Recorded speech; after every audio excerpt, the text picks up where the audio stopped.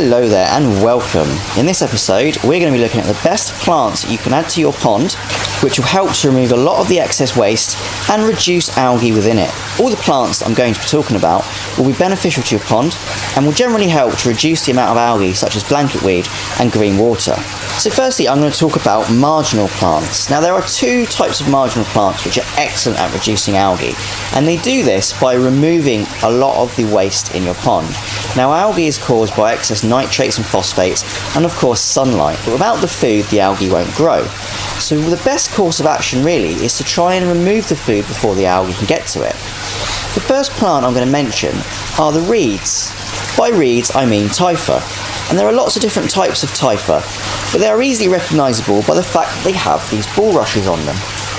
Now Taifa is very commonly used in sewage works for removal of nitrates and phosphates from the water, and that's exactly what we want it for in our ponds.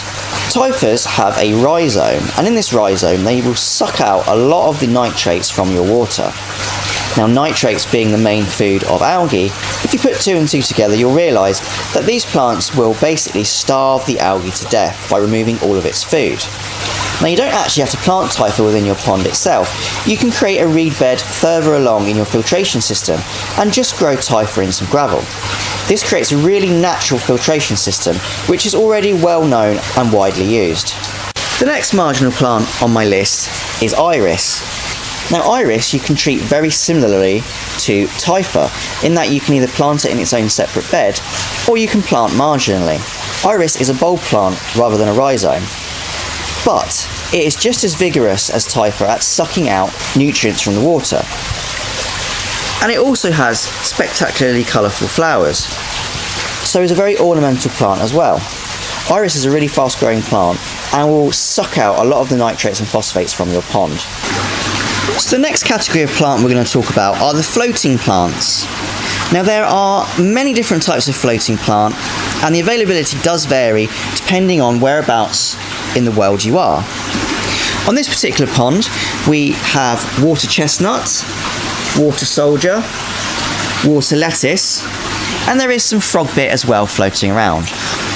All of these species are fast growing, and the idea with floating plants is to, one, give your pond a covering and reduce the amount of light hitting the water, and this will reduce the green algae.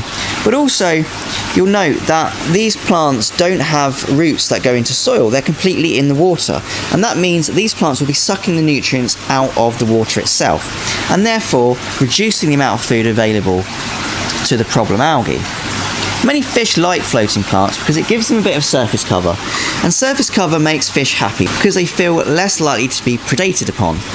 Now in Europe, most of these floating plants are going to die off in the winter because they don't really do very well with frosts. The only one that I'm aware of that will survive a frost are the water soldiers because they sink down to the bottom of the pond in the winter and then they come back during the summer. Now another plant which I'm going to include in the floating plant category, but they're not quite floaters, are lilies. And the reason I'm going to include them is because they do a very similar job. Although their bulb will sit underwater and suck out a lot of waste from the water column, the plant leaves themselves will sit on top of the pond and give the pond a lot of shade. Also, lilies have really nice flowers. These ones haven't come out yet because it's still morning, but they add a lot of colour to your pond. So lilies do a very similar job to the floating plants. They cover the surface and they shade the pond a little bit, stopping the light hitting the water as much and then making the pond a bit clearer. You can see that this particular pond is crystal clear, and that is down to a lot of the planting in fact. So we've got lilies, gives it shade, and we've got iris, which sucks out a lot of the nutrients from the pond. Now finally we're going to mention oxygenators. Now these plants are the ones that go in the pond itself. They go underwater and they grow vigorously towards the surface. Now oxygenators play many roles within a pond ecosystem. They give food to things underwater that like to eat plant matter. They give a lot of cover to invertebrates and vertebrates under the pond like newts or small aquatic beetles. But as far as we're concerned, we're looking for things that are going to reduce algae in the pond, and they do a good job at this as well. And the reason they do a good job at this is because they are really fast growing, so that means they're going to be taking a lot of nutrients out of the pond to grow, but also they will create a large area of foliage which can help to reduce the amount of light getting into the pond.